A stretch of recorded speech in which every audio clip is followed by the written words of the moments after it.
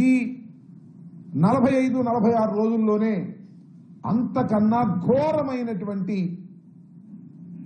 వైఫల్యాలు ప్రజల కళ్ళకు కనిపిస్తున్నాయి. ఆరోపణలు మాత్రమే చాలా స్పష్టంగా కనిపిస్తా ఉన్నాయి.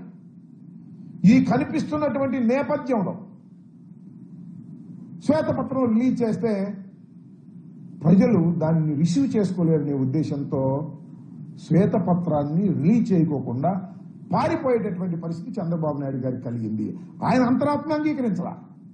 నేను ఈ పరిస్థితుల్లో శ్వేతపత్రం 5 సంవత్సరాలు మీరు ఘోరాలు చేశారు, పాపాలు చేశారు, నేరాలు చేశారు అని నేను చెప్తే ప్రజలు మీరేం చేశారు ఈ నెల 15 రోజుల్లోనో ఈ 46 రోజుల్లోనూ మీరేం చేశారని ప్రశ్నిస్తారనేటువంటి భయంతో ఆయన ఇప్పుడు ఏం చెబుతుందంటే అసెంబ్లీలో మేము శ్వేతపత్రం రిలీజ్ చేస్తాం. మరి అన్ని అసెంబ్లీలు చేయొచ్చుగా, ఇక్కడ ఎందుకు చేయలేదు?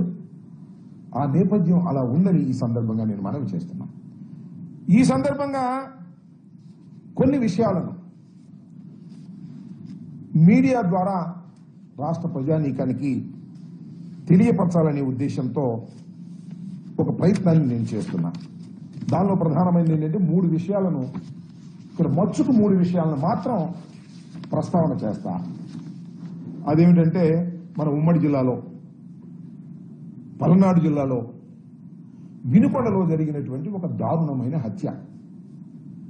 అది సోషల్ మీడియాలో కానీ మరో రకంగా కానీ అందరూ చూసే ఉంటారు. ఎంత దారుణంగా హత్య జరిగిందో నేను ప్రత్యేకంగా చెప్పాల్సినటువంటి అవసరం లేదు.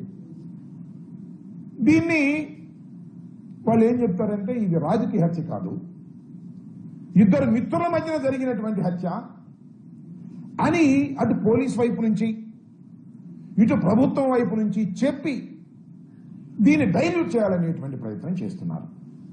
నేను మనస్ఫూర్తిగా చెప్తున్నా, అందరికీ తెలుసు పల్నాడులో రషీద్ అనేటువంటి మరణించినటువంటి వ్యక్తి డిసీజ్ వైఎస్ఆర్ కాంగ్రెస్ పార్టీకి చెందినటువంటి వ్యక్తి. జిలానీ అనే అతను ప్రస్తుతం తెలుగుదేశంలో ఉన్నారు. అంతకుముందు వైసీపీలో ఉన్న మాట వాస్తవం. ఒక 2 సంవత్సరాల క్రితమో సంవత్సరం క్రితమో ఉన్నారు. ఎలా ఉన్నారంటే లావు శ్రీకృష్ణదేవరాయలు గారు కూడా మా పార్టీలో ఉన్నారు కదా అప్పుడు, అట్లాగే అప్పుడు ఉన్నారు. ఎలా అంటే పార్థసారథి గారు మా పార్టీలో ఉన్నారు కదా అప్పుడు, అలాగే ఉన్నారు.